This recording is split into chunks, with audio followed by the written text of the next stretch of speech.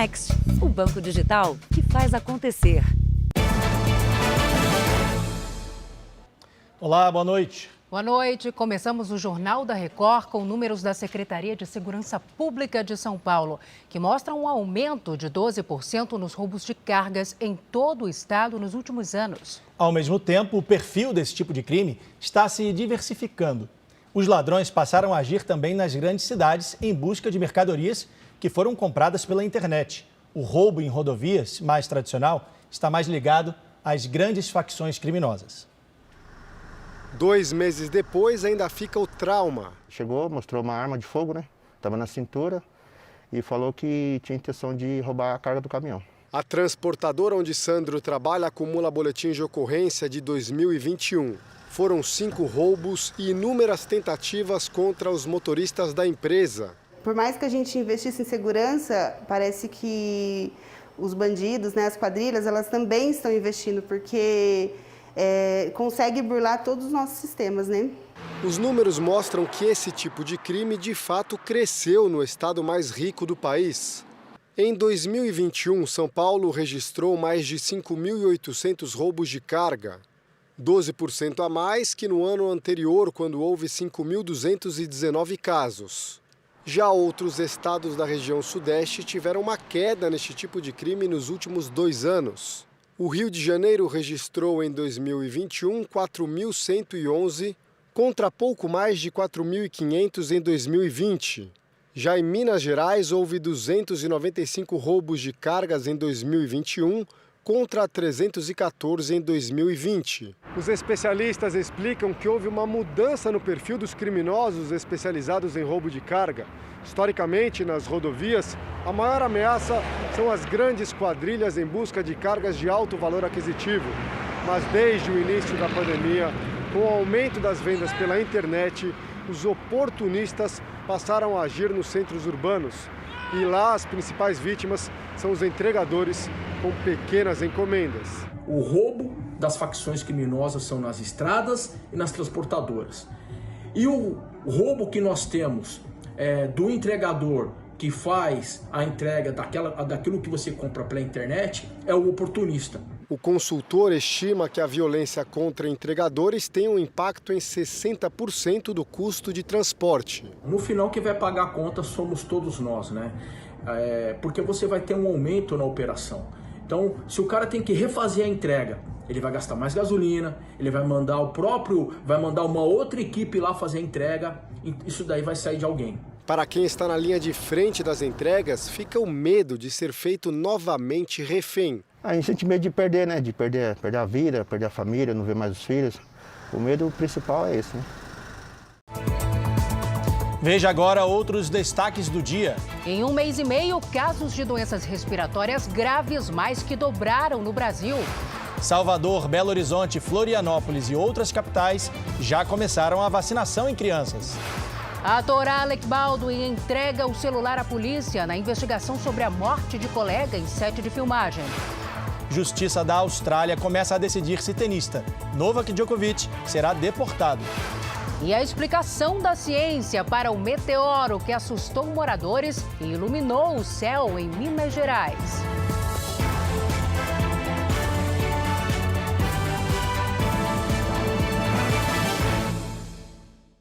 Oferecimento Bradesco. Abra sua conta grátis pelo app.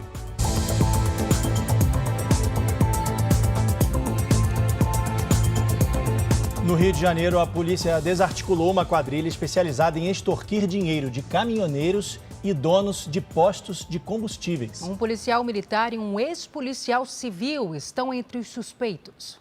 Quando os caminhoneiros estacionavam, era hora de agir.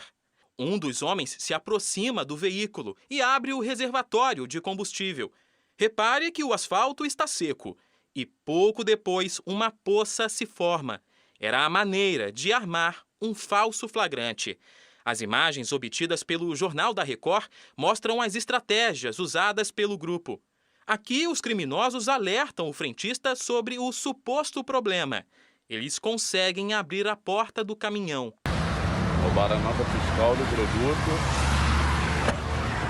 entraram dentro do meu caminhão, roubaram todos os documentos do caminhão como eles deixaram. Para não levantar suspeitas, os homens se apresentavam como agentes de uma delegacia especializada. Nestas imagens, os criminosos aparecem com roupas da Polícia Civil do Rio. As investigações começaram após denúncias de caminhoneiros vítimas do mesmo esquema.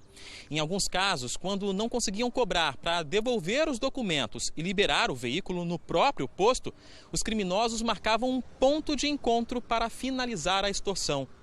Uma das vítimas acionou a polícia, que montou um cerco para capturar a quadrilha. O policial militar Leonardo da Silva Aranha Rodi foi preso em flagrante. Com ele foram encontradas armas e munição, além de cartões de crédito, documentos, dinheiro e a chave do caminhão de outra vítima. O ex-policial civil Marcelo Tinoco de Carvalho é considerado foragido. Os investigadores apuraram ainda que os responsáveis pelos postos de combustíveis também foram vítimas da quadrilha. Nesta imagem, o frentista é obrigado a separar cerca de R$400. Depois, os criminosos voltam de carro para receber o dinheiro. Agora, a polícia trabalha para identificar os outros integrantes da quadrilha. Criminosos armados invadiram um shopping no interior de São Paulo para roubar uma joalheria. A polícia desconfia que sejam os mesmos que realizaram um assalto com características semelhantes. Um homem e um cadeirante entram em uma joalheria. É uma situação que não desperta nenhuma suspeita. Mas a dupla, na verdade, veio assaltar o estabelecimento, que fica em um shopping de São José do Rio Preto, no interior de São Paulo. Esta imagem do circuito de segurança mostra outros criminosos andando pelos corredores. Nesta aqui é possível ver um deles portando uma arma, que parece ser uma submetralhadora. A ação deixou lojistas e clientes em pânico. Os criminosos renderam os seguranças e roubaram as armas deles. O shopping foi cercado pela polícia militar.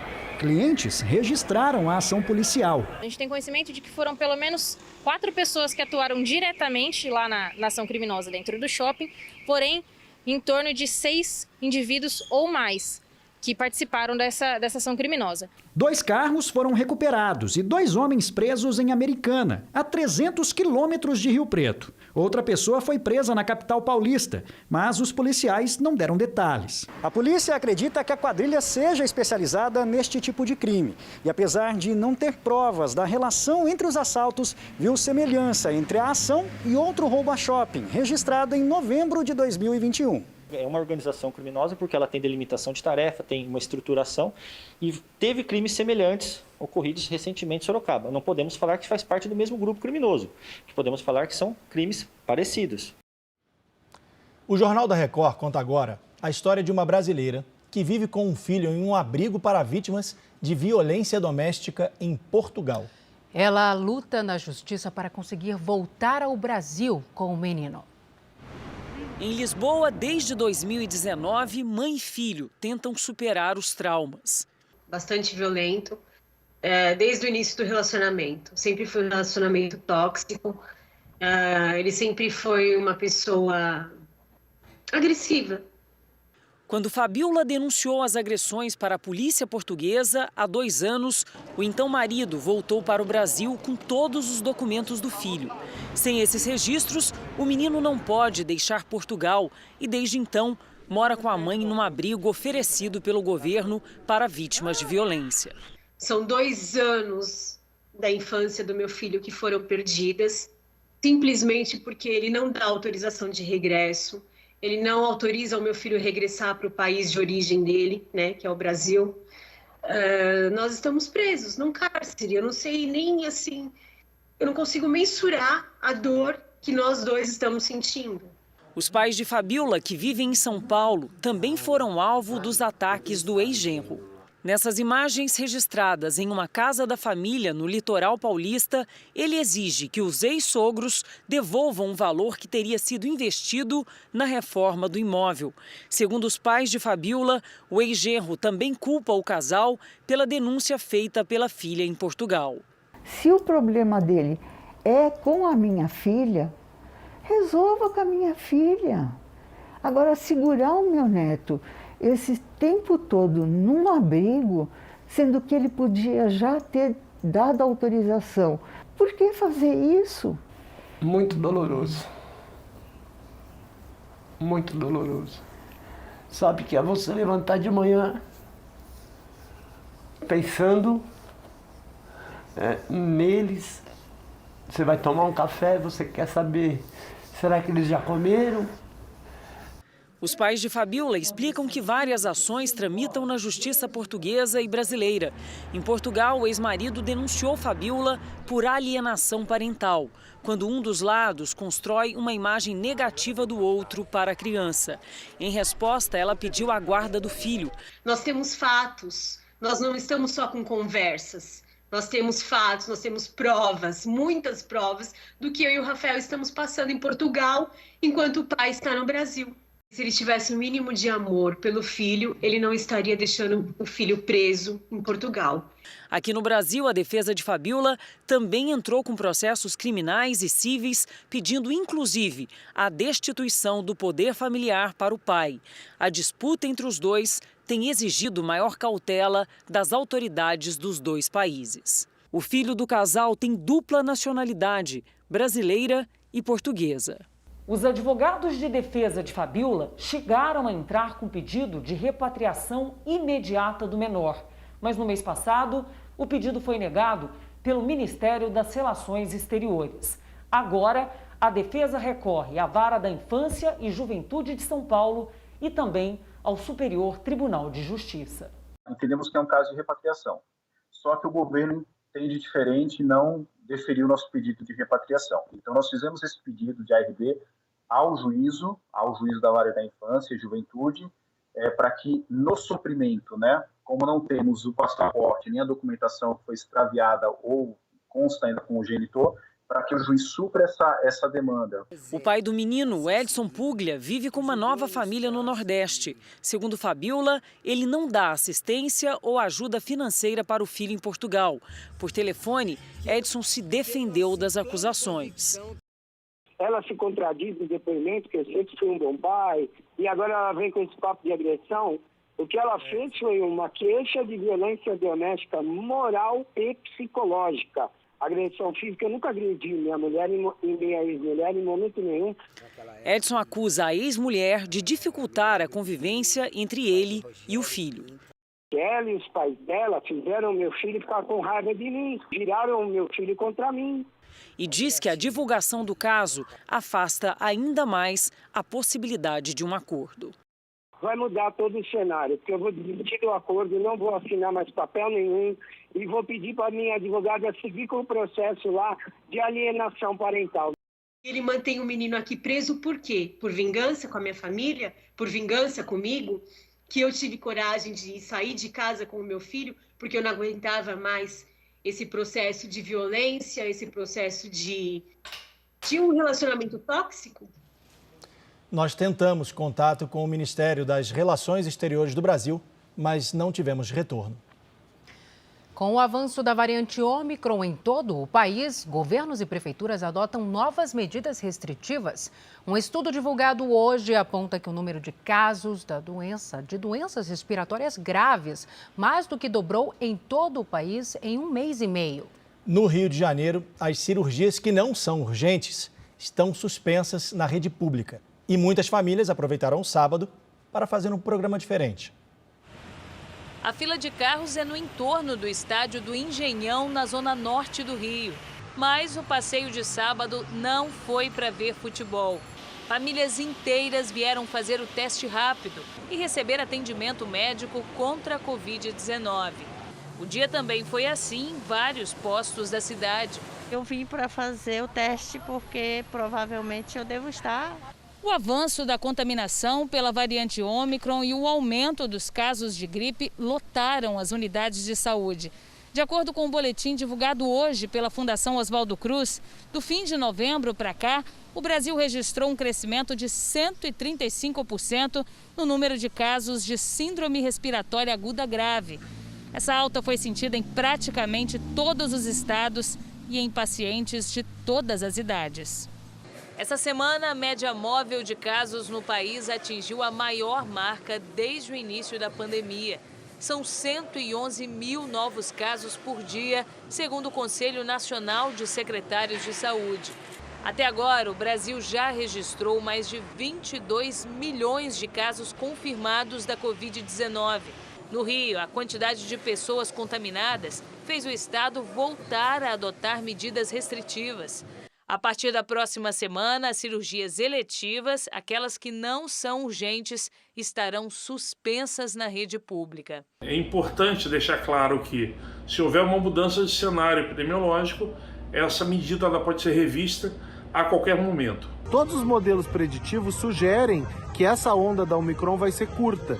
Então, provavelmente aí no começo de março nós já estaremos livres dessa onda da variante Omicron.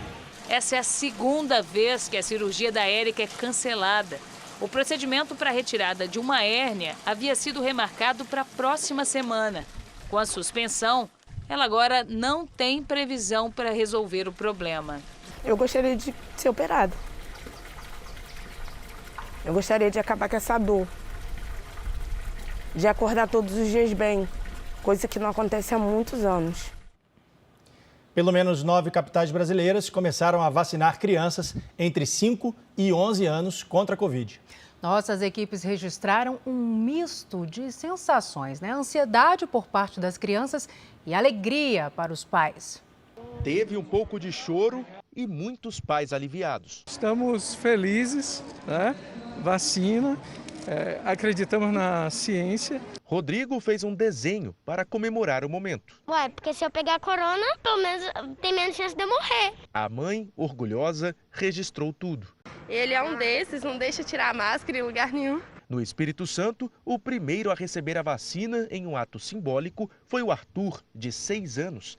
Ele vive em uma aldeia. Em Campo Grande, no Mato Grosso do Sul, teve até brinde. Em Florianópolis, Santa Catarina, pais e filhos que encararam as filas tentavam se proteger do sol forte. Os vacinados também ganharam presente. Ao menos 9 capitais já deram início à vacinação de crianças com a dose pediátrica da Pfizer. Na Arena Fonte Nova, em Salvador, a fila começou bem cedo. Davi, de 11 anos, estava ansioso. Eu queria muito ela por causa que é bom para nós, para a gente se proteger. Depois das doses, as crianças permaneceram cerca de 20 minutos em observação. Em Salvador, foi cobrado um termo de concordância dos pais. Ansiedade grande também da mãe, Com fé em Deus não vai dar nada, mas não tem como fugir da vacina. A vacina é o caminho mesmo para a gente sair dessa crise aí sanitária que a gente está vivendo. A expectativa da Secretaria de Saúde de Salvador era vacinar 50 mil crianças neste sábado, mas a cidade só recebeu 12.700 doses pediátricas até agora. O Ministério da Saúde distribuiu 1.200.000 para todo o país e espera um segundo lote com essa mesma quantidade neste domingo. Cumprindo a agenda em João Pessoa, na Paraíba, o ministro da Saúde, Marcelo Queiroga, falou sobre o andamento da vacinação no país.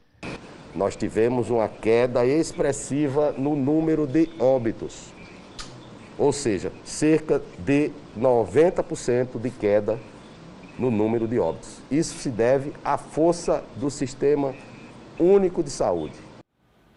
Mais de 100 voos cancelados e a temporada de cruzeiros suspensa até o início de fevereiro por causa do coronavírus.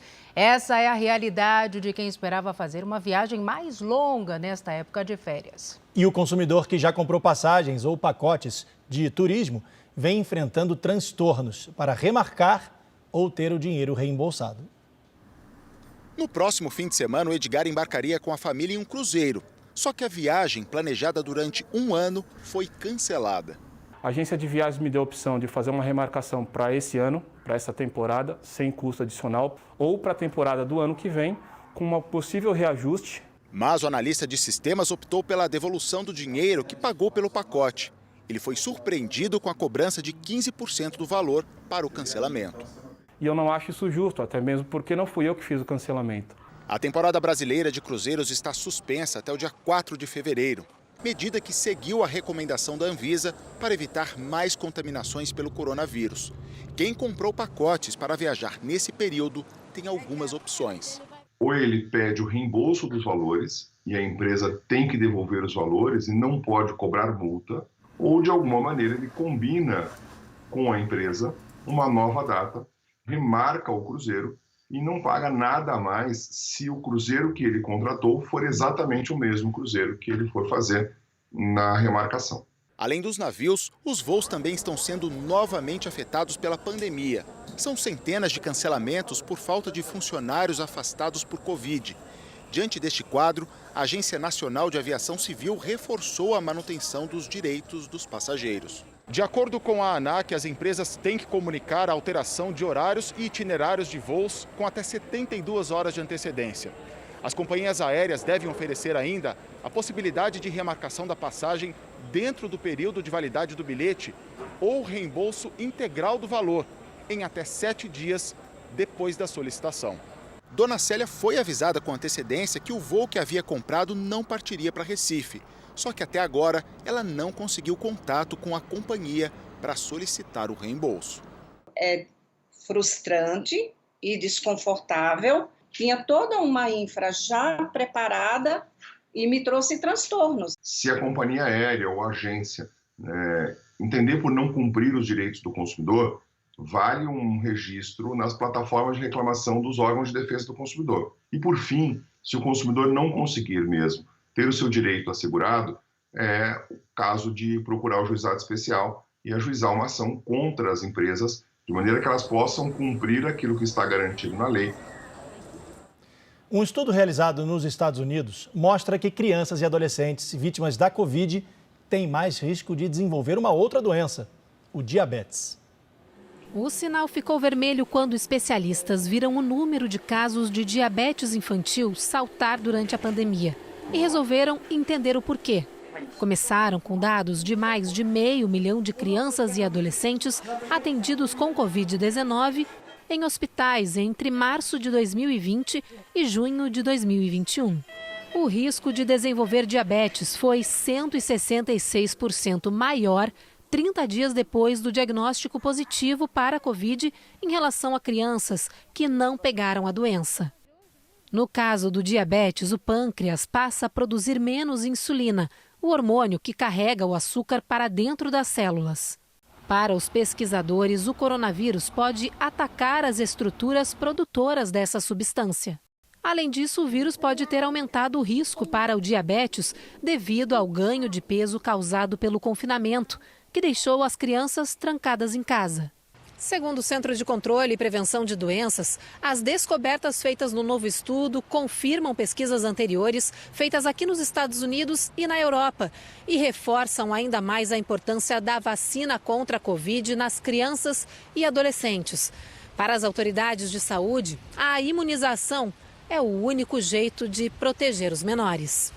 E diante de um novo surto de Covid provocado pela variante Ômicron, a preocupação com o diabetes cresce ainda mais.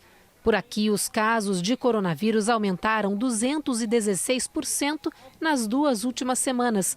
E entre os menores de 18 anos, nunca se viu tantas internações. São, em média, 797 novas hospitalizações todos os dias, um aumento de 80% em relação à semana anterior. Aqui no Brasil, mais de 100 mil produtores rurais de 400 municípios mineiros tiveram algum tipo de prejuízo por causa das chuvas das últimas semanas. Mais de 300 cidades ainda estão em situação de emergência. Apesar de a chuva ter dado uma trégua, o solo continua cedendo, provocando trincas e rachaduras no asfalto. Há 6 pontos de interdição nas estradas, 2 na BR-381, 3 na BR-262 e 1 ponto na MG-050, na cidade de Itaúna. Nas zonas rurais, os problemas são ainda maiores. A plantação de milho do seu Mauro, em Esmeraldas, região metropolitana de Belo Horizonte, foi literalmente por água abaixo. É muita tristeza, né? Que o trabalho que você tem o ano inteiro esperando, já estava começando a vingar já. Vem a água e acaba com tudo. O rio Paraupeba, que passa a 1 quilômetro da propriedade, subiu cerca de 7,5 metros, cobrindo toda a plantação de milho. A água derrubou algumas paredes da casa do caseiro. O rio subiu tanto que cobriu até o telhado deste moinho. Um prejuízo aproximado de R$100 mil. Os 35 hectares de plantação só tinham ficado debaixo d'água em 1997. Segundo a empresa de assistência técnica e extensão rural, a produção de feijão foi a mais afetada no estado, com prejuízo de quase metade da plantação. Nós temos elaborado laudos técnicos, né, para esses produtores, para que eles comprovem essa perda, né, se houver perda no futuro, para que ele tenha o seu Proagro, né? E também a questão de projetos técnicos para recuperar a infraestrutura que foi danificada em algumas propriedades, né? Em todo o estado, mais de 6.600 pessoas ficaram desabrigadas, 25 morreram. Técnicos do Núcleo de Assessoria às Comunidades Atingidas por Barragens estiveram na propriedade do Seu Mauro e relataram a preocupação com a água do rio Paraupeba, que cobriu a região e pode estar contaminada por causa do rompimento da barragem da mina Córrego do Feijão, em Brumadinho. Quando tem uma enchente como essa, esse fundo é revolvido e esse material ele sai do rio e ele extravasa para as residências, para os pastos, para a região próxima. Era só areia, não deixava mais nada. Não ficava esse barro igual fica hoje, e esse mau cheiro.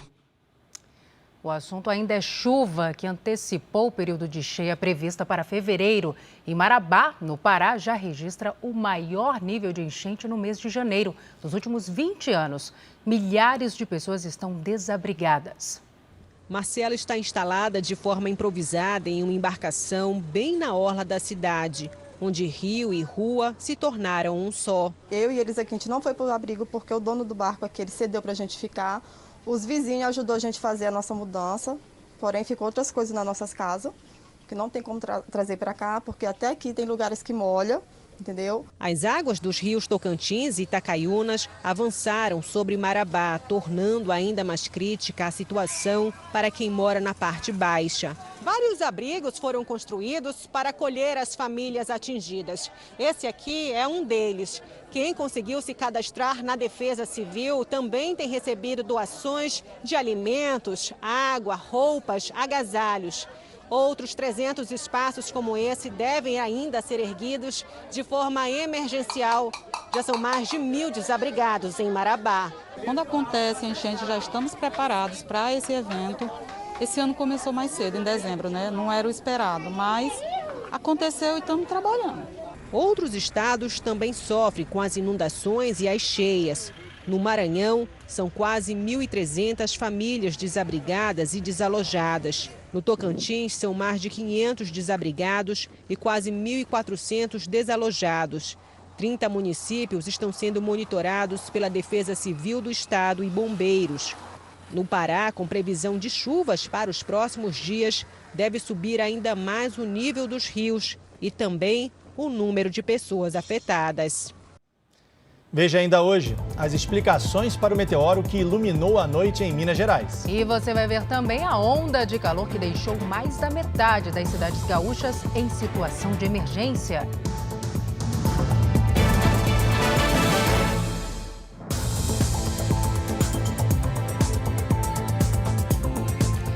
Realizar obras está mais caro no Brasil? A inflação da construção civil chegou ao maior nível dos últimos 8 anos. Lucas é empreiteiro e tem enfrentado muita dificuldade para fechar novos contratos. É que os clientes já estão sentindo no bolso o aumento dos preços dos materiais de construção. Isso aumentou muito, porque o meu contrato com o cliente é só a parte de mão de obra, mas a parte do material subiu de 30% a 40%. Segundo dados do IBGE, o Índice Nacional da Construção Civil, a inflação do setor aumentou 18,65% no acumulado de 2021. O custo nacional da construção por metro quadrado foi de R$ 1.514 em dezembro. Foi bem acima da média registrada em 2020, de 10,16%. Também foi a maior inflação da construção civil da série histórica, iniciada lá em 2013. O vice-presidente da Comissão de Habitação de Interesse Social da Câmara Brasileira da Indústria da Construção está preocupado com os números divulgados pelo IBGE. Muito preocupante. Afinal, a habitação ela tem como cliente as famílias, e as famílias têm sua capacidade de compra definida a partir da sua renda, do seu salário. Dentro do custo para a construção, R$ 910 se referem aos materiais e R$ 604 à mão de obra. A parcela dos materiais subiu 0,76% em dezembro. Já a parcela da mão de obra teve alta de 0,15%. Empresas que atuam na construção civil apontam que, em relação à matéria-prima, itens básicos que fazem parte de toda a obra tiveram reajuste nos preços. Os vilões que puxaram essa onda de aumento foram o aço e o ferro, reajuste de 70%. Derivados do plástico, como canos e mangueiras, também tiveram aumento de 50%. Brita, areia e tijolo subiram entre 20% e 30%. O Sul teve o maior aumento no acumulado para o ano de 2021, seguido pelo Centro-Oeste, Sudeste, Nordeste e Norte. Agora, para o ano de 2022, o setor tem como apreensão o custo da mão de obra, já que os trabalhadores, junto com as empresas, vão entrar na fase de negociação dos acordos coletivos. Isso deve resultar em aumento do preço da mão de obra, o que fará com que, mais uma vez, os preços dos imóveis tenham que ser elevados para cobrir esse aumento de custos. Mesmo com o desemprego em alta e muita gente precisando trabalhar, vários empresários reclamam da falta de mão de obra. O trabalhador combina, mas não aparece. Isso acontece em algumas áreas específicas. Para atrair e reter candidatos, muitas empresas estão oferecendo salários mais altos e benefícios. Se falta cozinheiro, chama o Augusto. Se falta lavador de prato, pode chamar o Augusto também. É que para tocar o próprio restaurante, seu Augusto se desdobra em vários. Ele é o cara. Eu corto cebola, eu lavo vasilha quando é preciso, manipulo minha comida, meus peixes, cozinho, faz tudo, porque não tem gente, não tem pessoas para fazer. Esse restaurante é um exemplo do que muitas empresas reclamam, que falta gente para trabalhar, que procuram, mas não encontram. E quando a pessoa finalmente topa a vaga, ela aparece 1 ou 2 dias e depois some. No comércio e nas empresas prestadoras de serviços, essa situação é mais comum. Uma das maiores agências de empregos do país teve dificuldades no fim do ano passado para preencher 15 mil vagas. Eu tive ativos na minha folha 22 mil pessoas. O que isso significa? 7 mil pessoas desistiram, porque entende que é um salário baixo, não tem interesse, ou também um ponto que pega bastante é o horário de trabalho. Com o salário médio de R$ 1.400, faltou gente, principalmente para vagas de logística e auxiliar de serviços gerais. Esse professor da Fundação Getúlio Vargas explica que o mercado está mudando. Todo aquele status social de pertencer à mesma firma por muito tempo, isso se foi. O desafio é criar mecanismos de retenção, que tem a ver com melhor remuneração, mas também contratos de incentivos, para que a pessoa ela se sinta beneficiada caso ela se comporte melhor, tenha um melhor esforço. Contratado há 1 mês, o Jean planeja vida longa no emprego. Faz planos para ir além de ajudante de cozinha. Não só o salário, entendeu? Eu aprendo ensinando, eu aprendo fazendo, o tempo todo aprendendo. Veja a seguir, perícia aponta que búfalos abandonados em fazenda morreram de fome e sede. E ainda, os reforços dos clubes para os campeonatos paulista e carioca.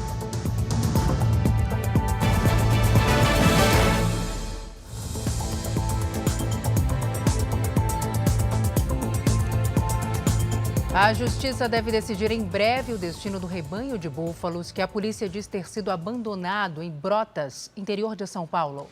O responsável pela fazenda quer vender ou abater os animais. A perícia afirma que houve negligência e crimes ambientais e recomenda que ele perca a guarda do rebanho. Assim que pusemos os pés na fazenda Água Sumida em Brotas, a surpresa, um bezerro nasceu no pasto. Registramos quando ele ficou em pé pela primeira vez. O rebanho vai ganhar até 300 crias nas próximas semanas. Todas estas búfalas pariram recentemente. Os bezerrinhos, olha só ali atrás, estão muito bem. Elas estão se alimentando, amamentando, mas a perícia descobriu um problema que pode representar risco para o futuro do rebanho. A perícia foi feita a pedido da polícia por médicas veterinárias de 2 universidades paulistas. Descobriu que as búfalas de Brotas passaram por 3 períodos distintos de falta d'água e comida. Com isso, parte do rebanho perdeu a capacidade de extrair nutrientes dos alimentos. A amora morreu apesar de 60 dias de cuidados especiais. Hoje, há 1.002 animais no rebanho. São animais condenados para sempre, vão ter sequelas irreversíveis, alguns pelo problema nas papilas digestivas, eles vão comer, vão ganhar alimentação, remédio e vão morrer de falência múltipla, como aconteceu agora com a amora. Quantos estão dentro do peso? Nenhum. Não temos nenhum dentro do peso. De acordo com a perícia, o dono da fazenda tinha pastos para fazer a rotação e manter as búfalas em boas condições, mesmo durante o período de seca. Ele é acusado de inseminar as fêmeas quando elas estavam bem abaixo do peso ideal. Muitos tiveram aborto também pelo grau de nutrição, né? E aí tem animal que está em terço final da gestação. Esses nós estamos separando em piquetes, que já estão separados na verdade. E quando chega mais ou menos uma semana próximo ao parir, nós trouxemos para a maternidade, que ela pare aqui tranquilinha, longe das outras. A perícia encontrou 104 búfalas mortas em 2 valas abertas clandestinamente. Um crime ambiental e sanitário. A autópsia em 5 animais recém-mortos mostrou que a taxa de gordura na medula óssea estava bem abaixo do ideal, que é 80%. Num animal, era de menos de 2%. O resultado da causa-mortes da autópsia foi comprovado que eles morreram de inanição, que significa que eles morreram por fome. Esta é a prova viva do desespero apresentada na perícia. Sem água e sem alimentos, as búfalas roeram os troncos de árvores. Como não tem dentes na gengiva superior, sofreram ferimentos que dificultaram ainda mais a alimentação. Foi isso que levou Iracema quase à morte. Ela acabou adotando 2 órfãos, o Tupi e o Guarani, mas os 3 ainda correm risco de morrer. Tem 7 meses de idade. 7 meses? 7 meses, olha o tamanhozinho. Ele só não morreu porque a gente interviu e trata ele de perto, né?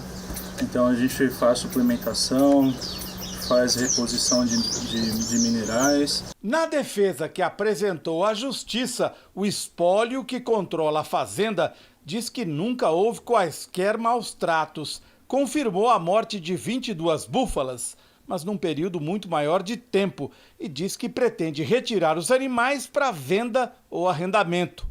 Mas o Ministério Público discorda e quer a prisão do herdeiro que administrava o rebanho. A possibilidade de retomada desse rebanho, no nosso entendimento, é remota. Ele, inclusive, está com a prisão preventiva decretada, né? Até o momento ele não foi localizado, mas em caso de condenação, sim. As imputações aí que recaem sobre ele possibilitam, sim, a fixação de pena de prisão. Para você abater um animal, você tem que ter ele com um controle sanitário muito bom. A minha indicação foi que eles fossem para um santuário, para alguma ONG, para que pudessem viver o resto das suas vidas sendo cuidados. Vamos mudar um pouco de assunto. No Rio de Janeiro, um tiroteio entre policiais e criminosos assustou quem passava pela Avenida Brasil, uma das principais da cidade. A troca de tiros de madrugada foi gravada por um motorista. Policiais militares tentaram abordar um carro suspeito. A sirene foi acionada para que o veículo encostasse, mas o motorista aumentou a velocidade. Houve perseguição e os ocupantes do carro atiraram várias vezes contra os policiais. Ninguém se feriu, mas o capô e um dos pneus da viatura da polícia foram atingidos. Os criminosos conseguiram escapar. O meteoro que iluminou parte do céu brasileiro causou medo nos moradores de várias cidades mineiras na última noite. E o Jornal da Record foi entender o que aconteceu exatamente. Segundo os especialistas, o meteoro era bem pequeno, tinha mais ou menos o tamanho de uma laranja. Quem olhou para o céu viu um grande ponto luminoso cair depressa e uma explosão. A mesma cena foi registrada por câmeras de várias cidades do Triângulo Mineiro e Alto Paranaíba na última noite. Nas imagens captadas pelo Observatório de Astronomia de Patos de Minas, dá para ver com nitidez a trajetória. Trata-se da entrada de um meteoro na nossa atmosfera. Eles têm essa característica, né? O atrito com a atmosfera causa esse clarão, esse flash luminoso, quando eles são rochas maiores, né? Provocando aí, pelo deslocamento de ar, um grande estrondo. O meteoro é o efeito luminoso das rochas que queimam ao entrar na atmosfera da Terra. É o que todo mundo chama de estrela cadente. Quando a rocha não se desintegra e cai no solo do nosso planeta, aí tem outro nome. É o meteorito. Astrônomos estimam que esse tenha aproximadamente o tamanho de uma laranja. Não é a primeira vez que um meteoro é avistado nessa região de Minas Gerais. De maneira geral, não é preciso se preocupar. A chance de ser atingido por um meteorito é baixíssima. Uma rede brasileira de monitoramento de meteoros já começou a analisar as imagens para tentar encontrar a rocha, que veio de algum canto do universo. A divulgação do fenômeno de ontem é muito importante para que, depois de feita a triangulação, a região se sensibilize, né, e saiba que ali é um possível local da queda. Caso alguém encontre uma rocha diferente das rochas da região, ela sinalize aí para o pessoal do Museu Nacional, que provavelmente vai em loco fazer o teste para ver se trata realmente de um meteoro. A seca provocada pela forte onda de calor está causando prejuízos no sul do país. As cataratas do Iguaçu estão com um nível quase 3 vezes abaixo do normal. E no Rio Grande do Sul, mais da metade dos municípios já decretou situação de emergência. Os termômetros de rua chegaram a marcar 45 graus na tarde de hoje em Porto Alegre. Com uma sensação térmica ainda mais alta, a orla do Guaíba, que costuma lotar nos fins de semana, estava praticamente vazia. Os poucos que resolveram enfrentar o calor forte precisaram se proteger do sol. Com a garrafinha de água, de preferência se tiver uma sombra, sempre parando na sombra, né? Mas tentando aproveitar o dia. Agora vale a pena, a sombra tá um ventinho bom, uma ceva, uma água, um álcool gel, uns salgadinhos. E a vontade, né, de estar junto, vivo e sobrevivendo à pandemia. Por causa do calor, o Rio Grande do Sul está enfrentando um momento de seca. Desde outubro do ano passado, o estado sofre os efeitos da falta de chuva. Até agora, mais da metade dos municípios gaúchos já está em situação de emergência.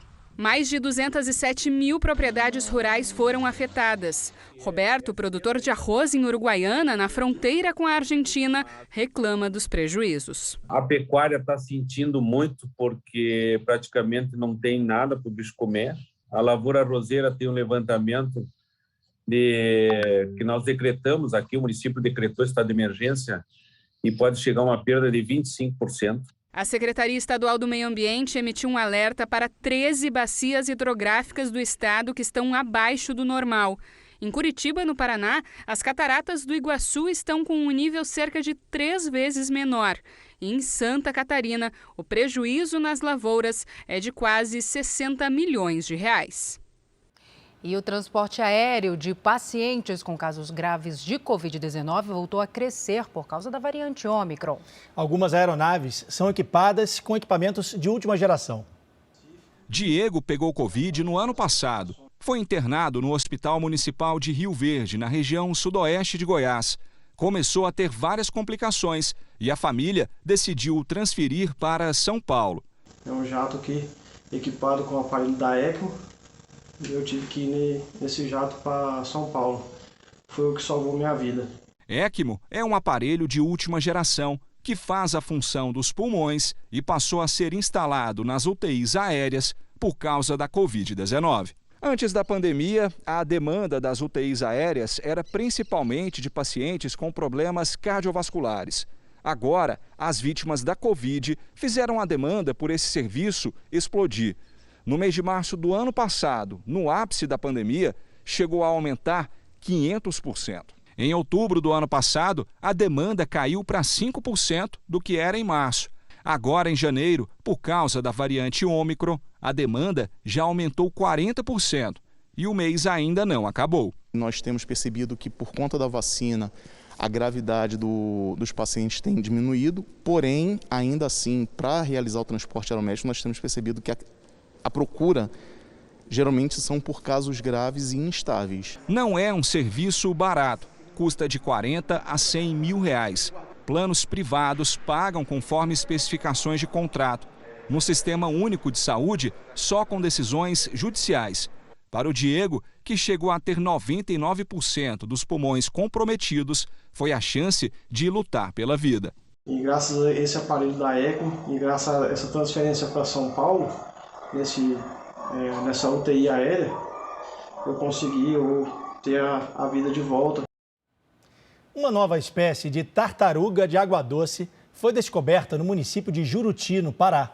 E os pesquisadores já sabem que a espécie dorme boa parte do ano escondida, debaixo da terra. Cabeça preta e triangular, olhos grandes e carapaça marrom avermelhada. A nova espécie de tartaruga descoberta na Amazônia aparece no período mais chuvoso. É uma tartaruga de médio porte, habita poças temporárias formadas por água da chuva no interior da floresta densa. Se alimenta quase exclusivamente de girinos, filhote de sapo e insetos aquáticos. O pesquisador que fez a descoberta afirma que a espécie é completamente diferente dos demais quelônios já conhecidos. Isso porque ela faz uma espécie de hibernação, só que no verão. Parte do período onde não tem chuvas na Amazônia, elas permanecem enterradas num processo que a gente chama de estivação. Reduz o metabolismo corpóreo e a partir das próximas chuvas elas se desenterram para poder se alimentar, para poder se reproduzir, para poder estar ativa no ambiente. A tartaruga pode dormir por até 6 meses escondida debaixo da terra. Ela foi encontrada em Juruti, oeste do Pará, mas também há registro da espécie no Amazonas e em Rondônia. A descoberta foi divulgada em uma das maiores revistas científicas sobre quelônios do mundo. No Brasil, existem cerca de 32 espécies de tartarugas de água doce. 18 podem ser encontradas apenas na Amazônia Legal. Em todo o mundo, 25 espécies estão sob risco de extinção. Aqui no Brasil, principalmente na Amazônia, a gente corre um risco muito grande de extinção dessas tartarugas porque a caça é muito grande. Dizem que o sabor é muito bom, além do que os ovos também são palatáveis demais. Diz a lenda também que os ovos têm um efeito afrodisíaco. Além disso, eles podem ser usados para fabricação de cosméticos. Então, por isso que as tartarugas são tão perseguidas pelos humanos. Um vulcão provocou ondas de tsunamis no Oceano Pacífico e colocou em alerta a costa oeste dos Estados Unidos. A maior ilha do arquipélago de Tonga foi a mais afetada. Você vai acompanhar agora nas imagens. Satélites registraram a erupção vulcânica no fundo do mar. É possível ver a nuvem de cinzas subindo acima das águas. Essa explosão provocou ondas de mais de 1 metro que atingiram ilhas da região. Como havia sido emitido um alerta, a população conseguiu se abrigar e não há relatos de feridos. Vários países também emitiram alertas sobre a possibilidade de tsunamis e maremotos, entre eles os Estados Unidos, e com aviso válido para toda a costa leste, da Califórnia ao Alasca. Nos Estados Unidos, 4 pessoas são mantidas reféns em uma sinagoga no Texas. Homens da SWAT, Esquadrão Especial da Polícia, cercaram o local. Um dos reféns seria o rabino, que comandava uma cerimônia na sinagoga. Negociadores do FBI e a Polícia Federal Americana estão em contato com o homem que não teve a identidade revelada. O ator americano Alec Baldwin entregou o celular à polícia quase 1 mês depois de um mandado de busca. A apreensão faz parte das investigações sobre a morte da diretora de fotografia nas gravações do filme Rust. O caso foi em outubro do ano passado, quando Baldwin disparou a arma acidentalmente durante as filmagens. Segundo o ator, ele teria sido informado de que não havia munição real. Veja agora os destaques do próximo Domingo Espetacular. Roberto Cabrini frente a frente com Murilo Becker. E o jogador de basquete quebra o silêncio sobre as denúncias de que teria agredido a ex-mulher. Eu estou diante de um agressor de mulheres?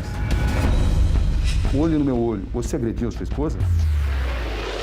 Ele tenta virar o jogo. Nas festas de final de ano, diz que foi impedido de ver os filhos. Como é que você reage quando ele te acusa de alienação parental? Enchentes, rios que transbordam, barragens no limite. O lado de lá ela vai rompendo tudo, tá esbarrancando. O drama das famílias que perderam parentes queridos e de quem não tem mais onde morar. Como Minas Gerais enfrenta o caos. Acabou de se romper, deve ter sido um dique. A água vem tomando conta.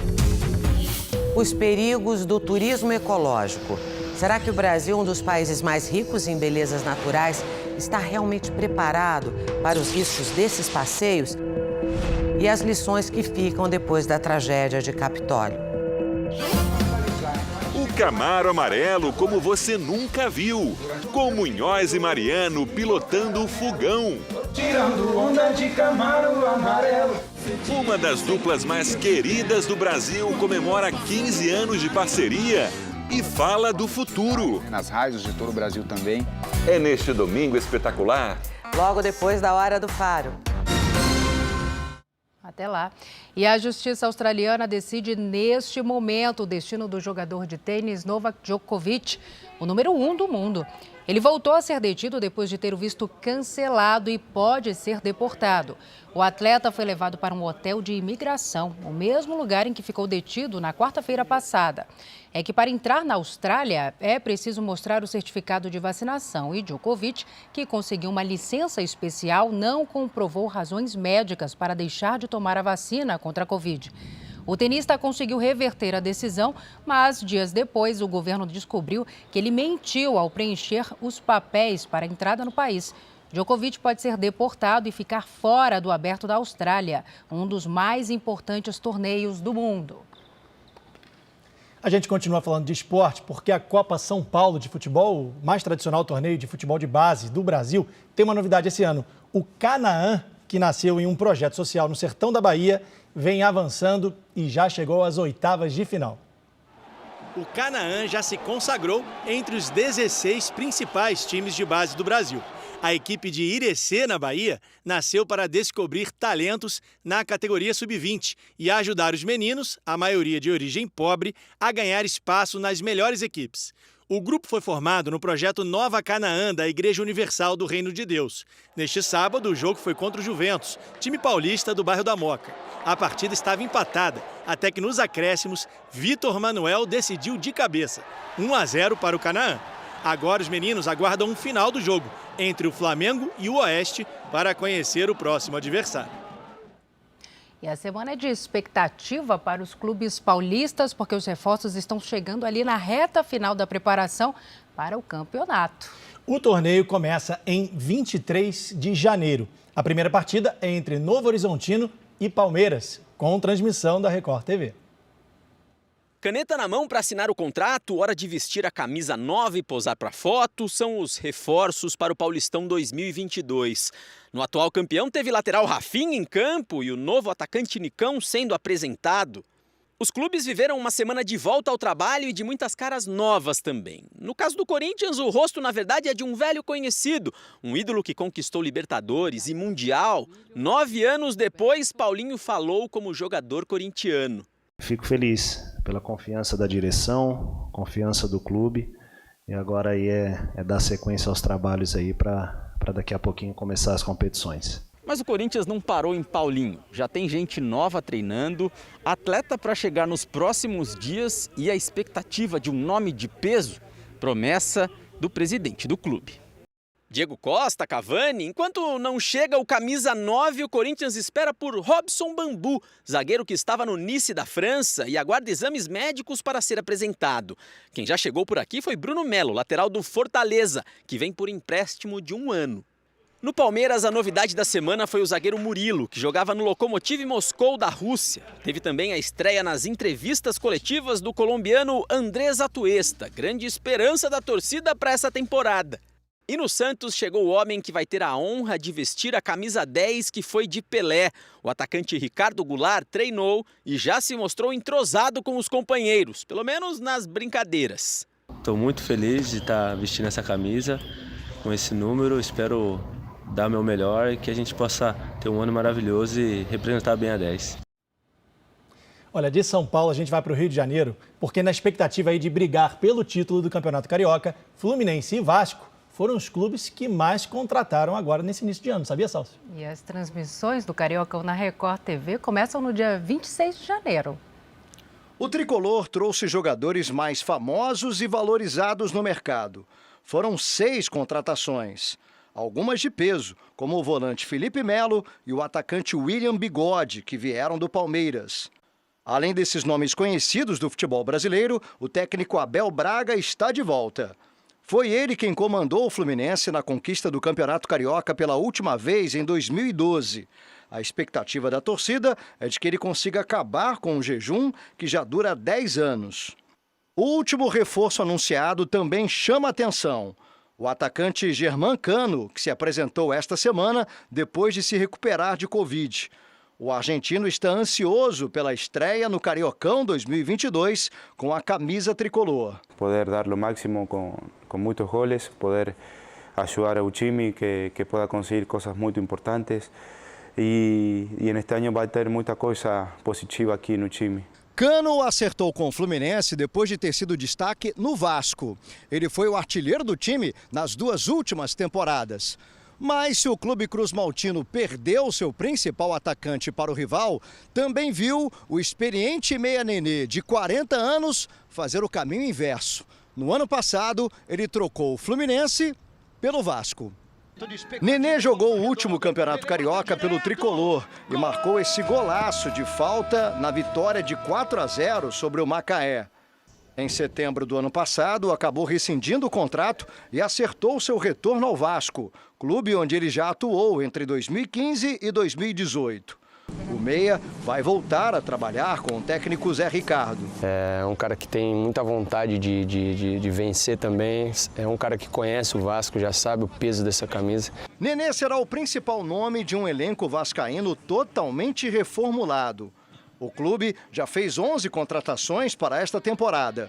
O objetivo é esquecer a campanha ruim do ano passado, quando não se classificou para as semifinais, e voltar a brigar pelo título estadual.